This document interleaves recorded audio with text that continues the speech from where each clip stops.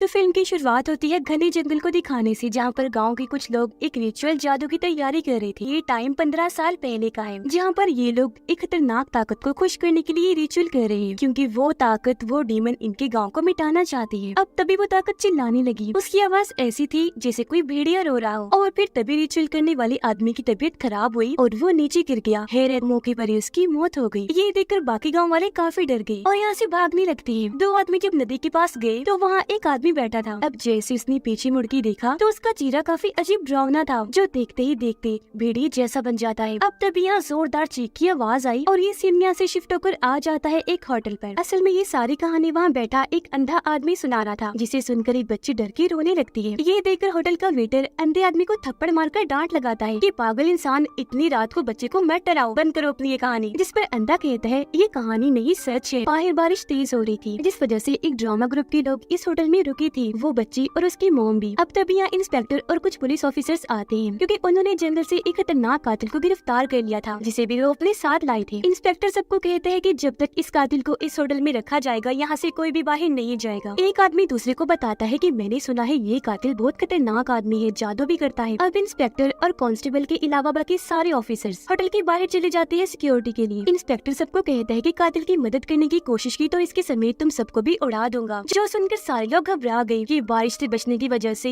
ये हम कहाँ फंस गए। अब ये होटल बिल्कुल वैसी जगह पर था जैसी कहानी अंधा सुना रहा था, यानी झील के पास, और झील के उस पार गाँव था। उसकी बात को नजरअंदाज करके ड्रामा ग्रुप के लोग बताते हैं कि हम उसी गाँव में ड्रामा बनाने आए हैं। तब ड्रामा ग्रुप का हेड कहता है कि अंधे की बात काफी हद तक ठीक भी है। वहाँ कोई इंसान भेड़िया नहीं बना था, लेकिन एक आदमी रहा करता था जिसका नाम चैंग था। उसने एक औरत से शादी की थी जो चुड़ैल थी। हाँ, ड्रामा ग्रुप का हेड कहानी सुनाने लगता है, जो उन 15 सालों के आगे की कहानी थी। गाँव में हम चैंग को देखते हैं, जो घर की चीजें बेचकर जुआ खेला करता था, लेकिन अक्सर हार जाता था। उसने गांव के अमीर खतरनाक आदमी से पैसे लिए हुए थे और अब पैसे ना लौटाने पर वो इसकी जान लेने पर उतर आया था। तो अपनी जान बचाने के लिए चैंग उसे कहता है कि प्लीज मुझे छोड़ दो, 2 दिन के अंदर आपके पैसे लौटा दूंगा। जिस पर वो खतरनाक आदमी हंसकर कहते हैं, ओह अच्छा, अब 2 दिन के अंदर ही ठीक है, लेकिन अगर 2 दिन के अंदर पैसे ना आए तो तुम्हारी सारी उंगलियां काट दूंगा। अब तभी यहाँ होयोन नाम का लड़का आता है, जो अपने आखिरी पैसे लौटाने आया था। तभी एक आदमी चैंग को बताता है कि इसके ऊपर भी बहुत कर्ज था, लेकिन अब इसने सारा कर्ज भी उतार दिया और अब ये खूब माला माल भी है। ये सुनकर चैंग को काफी हैरानी हुई कि ये तो मेरी तरह गरीब था, जुआ खेला करता था, तो फिर अचानक इसके पास इतना सारा पैसा कैसे आ गया। सच का पता लगवाना पड़ेगा। इसी सोच के साथ वो होयुन का पीछे करता है और देखता है कि वो एक कब्र को खोद रहा था। तब ठीक वक्त पर चैंग वहाँ आकर उसे रोकर कहता है कि अच्छा, तो तुम ऐसे माला माल हुए, तुम कब्र के अंदर की लाशों का जेवर चुराते हो, जिसे बेचकर तुम अपना कर्ज उतारते हो। रुको जरा, मैं अभी जाकर सबको बताता हूँ। होयुन उसे रोकता है, कहता है रुक जाओ। अरे मत करो यार, अच्छा सुन मेरी बात, अगर तुमने अपना मुंह बंद रखा तो मैं तुम्हारा कर्ज उतार दूंगा और तुम्हें भी अपने साथ शामिल कर लूंगा।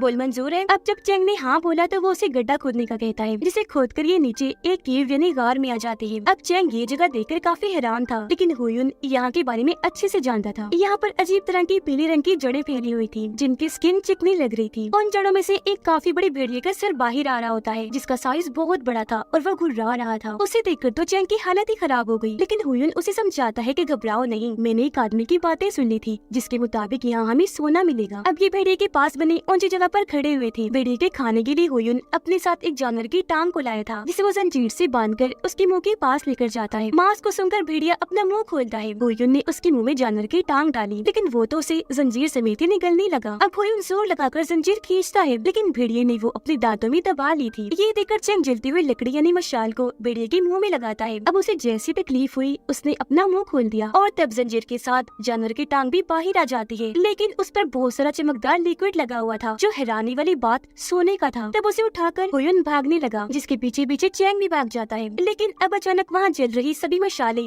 पीले से हरे रंग की हो जाती है, जिसे देखकर होयुन आंखें बंद कर लेता है और चैंग को भी कहता है कि जल्दी से आंखें बंद कर लो, हम केव से बाहर नहीं चले जाते, मत खोलना वरना वो पकड़ लेगी। अब चैंग ने आंखें बंद तो की हुई थी, लेकिन वो उससे पूछता है, अरे भाई कौन पकड़ लेगी? पर होयुन कुछ नहीं कहता, क्योंकि वहाँ से भाग गया था। चैंग को अपने पीछे से आहट महसूस हुई। उसने पीछे मुड़ के देखा, उसे हाथ लगाया तो पता चला कि ये तो एक लड़की की कमर है। इसलिए चैंग ने अपनी आंखें खोली, जहाँ उसके सामने खूबसूरत लड़की थी, लेकिन अगले ही पल उसका चेहरा बदला और वो बन जाती है भेड़नी। अब पलक झपकते ही चैंग खुद को एक महल में पाता है, जहाँ पर बहुत सारे मॉन्स्टर्स बैठे हुए थे, जिनके भी चेहरे भेड़िए जैसे थे। उनमें से एक कहता है कि सालों से हम सुकून की नींद सो रहे थे, लेकिन इसने आकर हमारा सुकून बर्बाद कर दिया, इजाजत दीजिए हम इसे मार देते हैं। जिस पर राजा मान जाते हैं, लेकिन यहाँ चैंग उनके सामने हाथ जोड़कर अपनी जान की भीख मांगता है कि प्लीज मुझे छोड़ दो, गलती हो गई। जिस पर मास्टर कहता है ठीक है, अगर जान प्यारी है तो तुम्हें हमारे खानदान की एक भेड़नी से शादी करनी पड़ेगी। अब बचने का चैंग के पास और कोई रास्ता नहीं था, इसलिए वो मान जाता है और उस भेड़नी से शादी करके उसे अपने गाँव लेकर आ गया। लेकिन यहाँ उसके चेहरे पर उदासी छाई हुई थी। उस वक्त वहाँ ड्रामा ग्रुप का हेड भी मौजूद था, जो होटल में बैठकर सबको कहानी सुना रहा था। वो कहता है कि बाद में पता चला वो भेड़नी एक चुड़ैल थी जिससे चैंग ने शादी की थी। अब ये सुनकर अंधा खुश हो जाता है कि चलो मेरी कहानी कुछ तो सच निकली और यहाँ ड्रामा ग्रुप के हेड की कहानी पूरी हुई। अब वो कत्ल बड़बड़ाने लगता है, कहता है कि अंधे और ड्रामा ग्रुप के हेड ने तो अपनी कहानी सुना ली, अब मेरी बारी है, मेरी कहानी से ही तुम शायद सच्चाई का पता लगवा सकते हो। जो कहकर वो कहानी सुनाने लगा। 15 साल पहले एक मिनिस्टर अपने मास्टर के साथ उसी भेड़िए गाँव की तरफ जा रही थी, लेकिन जब भी वहाँ पहुँची तो गाँव में कोई भी नहीं था। वहाँ रहने की अब सिर्फ 2 ही जगह बची थी, एक होटल और एक छोटा सा घर। ये लोग अब होटल के अंदर जाने लगे, लेकिन तभी मास्टर को यहाँ किसी बुरी ताकत के होने का एहसास हुआ और वो वहाँ बंधी हुई भेड़ बकरियों को बड़े गौर से देखने लगते हैं। फिर जब ये अंदर आए तो वहाँ कुछ लोग बैठे हुए थे जो इनका वेलकम करते हैं। तभी होटल का मालिक इन लोगों के लिए पूरा बकरा पका कर लाया और ये और कोई नहीं बल्कि चैंग था। लेकिन इसका चेहरा आम लोगों की तरह नहीं था, बल्कि पीला पड़ा हुआ था। अब एक बूढ़ा आदमी कहता है कि हम इतने बड़े बकरे के पैसे नहीं दे पाएंगे, जिस पर चैंग कहता है कि उतने पैसे मांग भी कौन रहा है, आप बस पकाने के पैसे दे दे मुझे और मैं आपसे कुछ नहीं मांग रहा हूँ। जो सुनकर सभी काफी खुश हो गयी कि मजे से खाएंगे बकरा, वो भी कम पैसों में। अब चैंग इन्हें यहाँ खास किस्म का दूध भी पीने को देता है। मास्टर पूछते हैं कि गाँव वाले नजर नहीं आ रहे,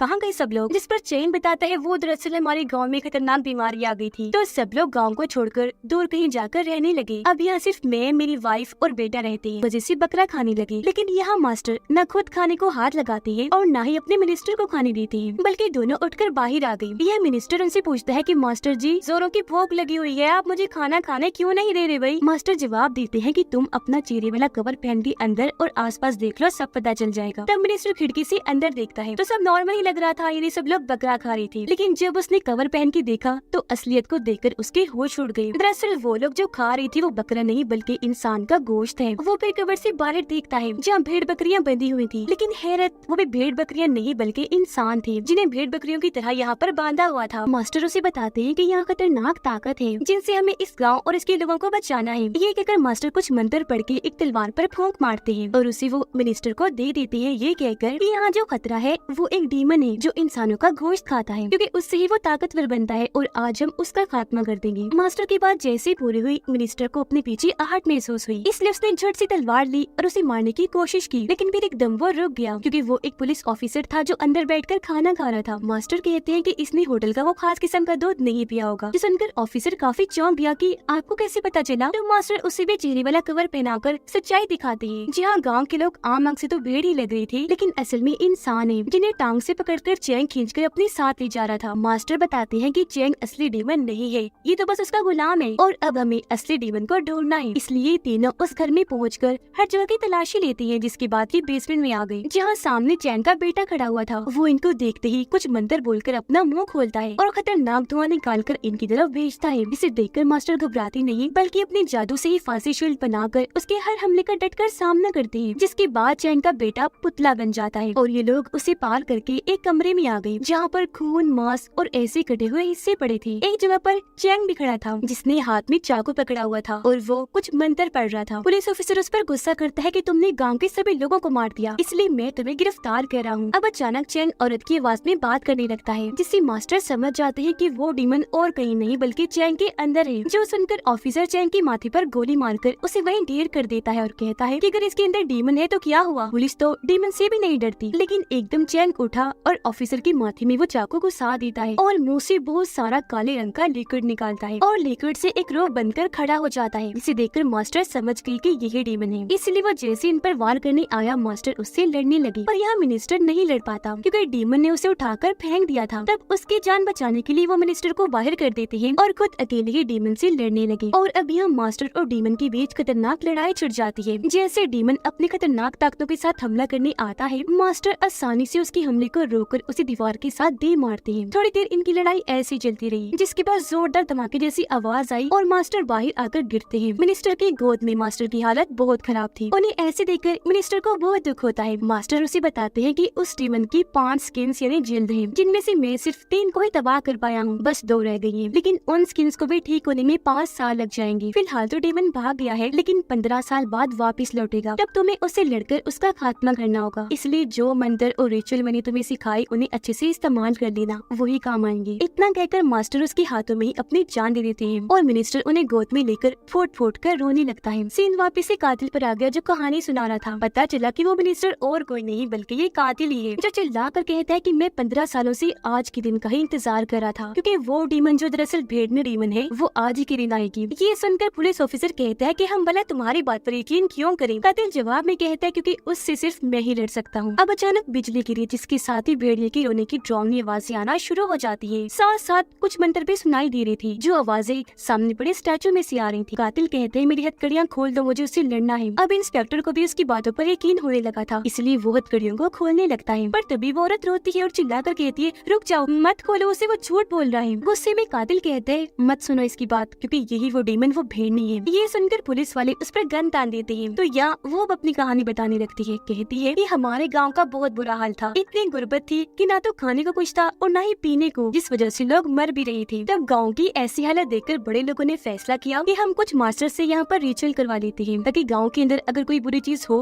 तो वो भाग जाए और यहाँ के हालात अच्छे हो जाएं। उन मास्टर्स में से एक ये कातिल था, और जिस चैंग की बात कर रहा है वो हमारे ही गाँव का था। लेकिन न तो वो गरीब था और न ही जवारी, ये कोई बुरा इंसान, बल्कि वो तो बहुत ही अच्छे दिल का इंसान था। उसने गाँव के सभी लोगों की मदद की, भूखमरी की हालत में लोगों को खाने के लिए अनाज दिया। मैं उसे अच्छा इसलिए कह रही हूँ क्योंकि उसने मेरी भी मदद की थी। एक दिन जब वो अनाज बांट रहा था तो हुयुन रोता हुआ उसके पास आया, कहने लगा कि प्लीज मेरी मदद करो, मेरी माँ बीमार है, उनके इलाज के लिए मुझे पैसे चाहिए। ये सुनकर चैंग के भाई ने कहा भाई इसे अनाज दे दो, लेकिन 1 रुपया भी मत देना, आपको नहीं पता ये एक नंबर का जवारी इंसान है। इस पर चैंग कहते हैं नहीं मेरे भाई, भला माँ के नाम पर झूठ कौन बोल सकता है। जो कहकर उसने बहुत सारे पैसे हुयुन को दे दिए। औरत रोते हुए कहती है कि वो तो सबके साथ इतना अच्छा था, लेकिन ये कातिल तो बहुत बुरा मास्टर था, इसने चैंग के साथ अच्छा नहीं किया। अब ये सुनकर वहाँ बैठे सारे लोग सोच भी पड़ जाते हैं कि इनमें से कौन सच कह रहा है और कौन झूठ, हमें किसकी बात का यकीन करना चाहिए। अब तभी बाहर से भेड़िए की आवाज है, जिसके साथ ही गाने की आवाज भी आने लगती है। इंस्पेक्टर जल्दी से बाहर आया और अपने लोगों से पूछता है तो में से किसी ने गाना गाया। इस पर वो कहते हैं नहीं। तो अब इंस्पेक्टर को डर महसूस होने लगा, इसलिए वो औरत पर गन तान कर कहती है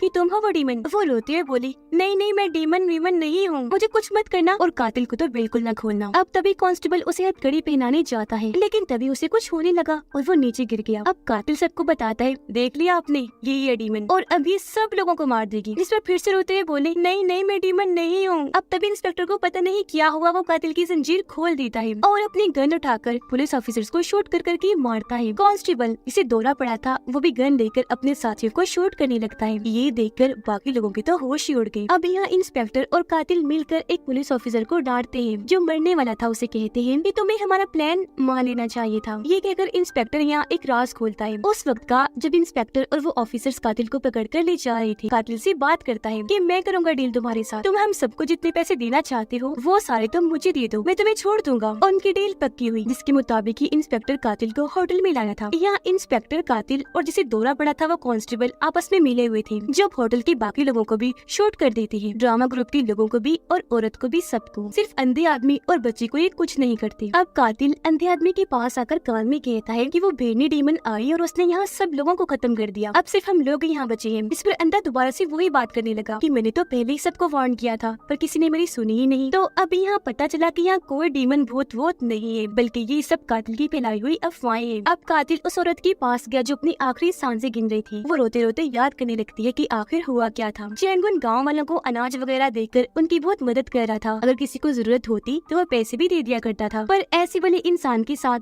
अच्छा करने की बजाय, उसका शुक्रिया अदा करने की बजाय गाँव वाले उसका नाजायज फायदा उठाने लगे। वो लोग काम काज छोड़कर आलसी बन गए थे। अब यहाँ एक जवारी को गाँव का अमीर आदमी पीट रहा था, जो जवारी और कोई नहीं बल्कि वो कातिल ही था। उसने अमीर आदमी से कर्जा लिया हुआ था। वो कातिल को कहता है कि बच्चों अगर 5 दिन में पैसे वापस ना लौटाई तो मौत दूंगा, मौत समझ आई। ये सुनकर हुयुन कातिल की मदद करने आगे बढ़ा। कातिल को कहता है कि चलो चैंग के पास चलते हैं, वो बेवकूफ है। कोई बहाना बनाकर उससे पैसे ले लेते हैं। पर जब ये वहाँ गए तो वहाँ चैंग नहीं बल्कि उसका भाई था, जिन्हें धक्के मारकर भेज देता है, क्योंकि वो जानता था कि मेरे भाई की रहम दिली का नाजायज फायदा उठाते हैं ये लोग। अब हालांकि चैंग सबके साथ इतना अच्छा था, लेकिन फिर भी गाँव वाले उससे और उसकी फैमिली से चिढ़ खाने लगे थे और आज रात तो ये उसके बारे में अजीबोगरीब बातें बनाने लगते हैं कि चैंग के पास इतना पैसा कहाँ से आया और सुना है जब से उसकी शादी हुई वो तब से अमीर हुआ है। उसकी वाइफ भी बहुत खूबसूरत है। होयुन और कातिल एक प्लान बनाते हैं। वो अगले ही दिन बेहोशी की दवाई खरीद कर चैंग के घर आए और यहाँ काम करने वाली लड़की से मिलते हैं और उसे कहते हैं कि हमारा एक काम कर दो जिसका इनाम भी हम तुम्हें देंगे। तुम बस ये दवा चैंग की वाइफ और उसके बेटे के खाने में मिला देना। अब ये लड़की और कोई नहीं बल्कि वही औरत है जो जख्मी हालत में अपना ये वक्त याद कर रही है। अब उसे बहुत डर लग रहा था, इसीलिए वो ऐसा करने से साफ साफ मना कर देती है। लेकिन होयुन जानता था कि ये दिल ही दिल में चैंग से प्यार करती है, इसीलिए वो उसे कहता है कि अगर तुम ऐसा कर दोगी तो उसकी वाइफ से तुम्हारी जान छूट जाएगी और फिर चैंग तुम्हारा होगा, बस तुम्हारा। ये सुनकर वो बहक गई और उनका काम करने को तैयार हो जाती है। बस ये छोटी सी गलती उसकी बहुत बड़ी भूल थी। अब अपनी इस गलती का एहसास करते ही वो अपना दम तोड़ देती है। अपनी माँ को मरता हुआ देखकर बच्ची रोने लगती है। बच्ची को कातिल मारना चाहता था लेकिन इंस्पेक्टर रोक देता है ये कहकर कि अगर ये किसी को कुछ बताएगी भी तो कोई इसका यकीन नहीं करेगा क्योंकि जाहिर है ये बच्ची है। अब इंस्पेक्टर अंधे को गोली मारने जाता है जहाँ इस बार कातिल उसे मना कर देता है। कहता है कि अगर ये मर गया तो डीमन की मनगढ़ंत कहानियाँ हर जगह कौन फैलाएगा, क्योंकि इसकी ऐसी कहानियों की वजह से हम बच सकते हैं। गाँव वालों का शक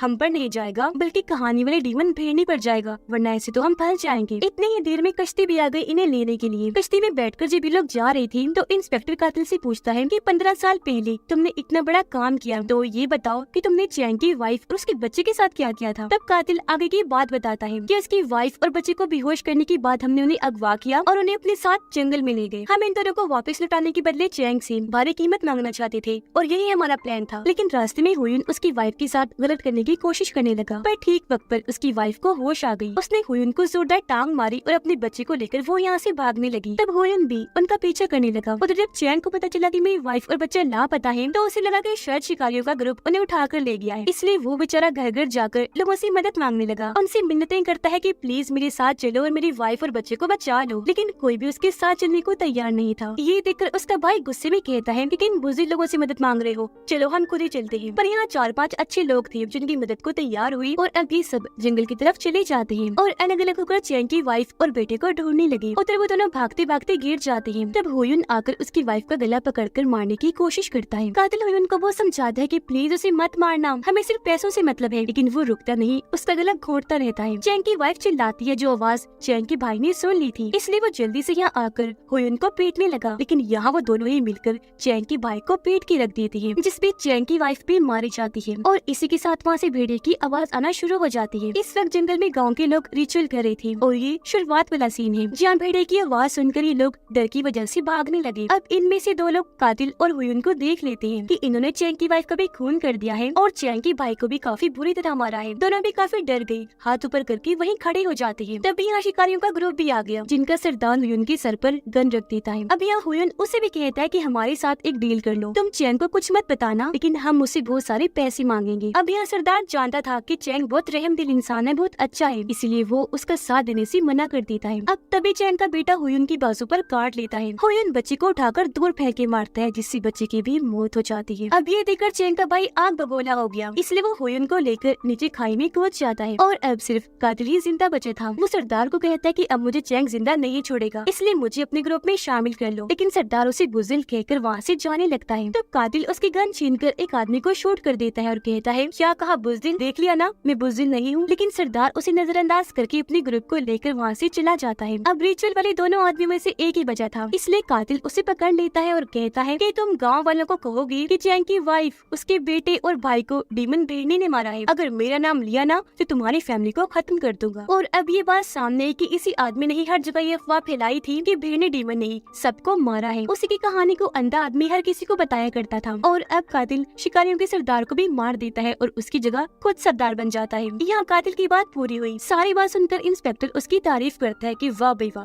प्लान हो तो ऐसा। जिस पर कातिल कहता है फिर भी मेरा प्लान फेल हो सकता था, अफवाह झूठी साबित हो सकती थी, लेकिन ये जो आपके कांस्टेबल ने नकली भेड़नी बनकर जो एक्टिंग की, क्या बात है। इसने पहले आवाज निकाली फिर गाना गाया, सच में दाद देनी पड़ेगी इसकी एक्टिंग को। जो सुनकर कांस्टेबल हैरत से पूछता है किसने, मैंने तो ऐसा कुछ नहीं किया। अब ये सुनकर इंस्पेक्टर और कातिल दोनों हैरान रह जाते हैं कि अगर इसने नहीं तो फिर गाना किसने गाया था। वो ये सोच रहे थे कि तभी गाने की दोबारा से आवाज आने लगती है और वो भी कहीं दूर से नहीं बल्कि इसी कश्ती में से आ रही थी। अभी जो वहाँ खड़े लड़के को देखते हैं जिसने टोपी पहनी हुई थी, वो अपनी टोपी हटाता है, जो और कोई नहीं बल्कि चैंग का भाई था। जी हाँ, वो खाई में गिरा तो था लेकिन मरा नहीं था, तब बच गया था, जो 15 सालों से कातिल को ढूंढ रहा था, और आज वो इसके हाथ लग ही गया। होटल के बाहर भी डरावना गाना यही गा रहा था। उसने इस कश्ती में बॉम्ब लगाया हुआ था, जिनको फोड़ते ही वो पानी में कूद जाता है। कश्ती में बहुत बड़ा धमाका हुआ और वो तीनों बहुत बुरी मौत मारे जाते हैं। अगले सीन में हम चैंकी भाई को अपने गाँव में देखते हैं। चैंकी भाई को एक लड़की अपनी तरफ खींच लेती है। तो इस कहानी की तरह अफवाहों पर यकीन करने से बचें। और इसी के साथ ये कहानी इधर ही खत्म हो जाती है।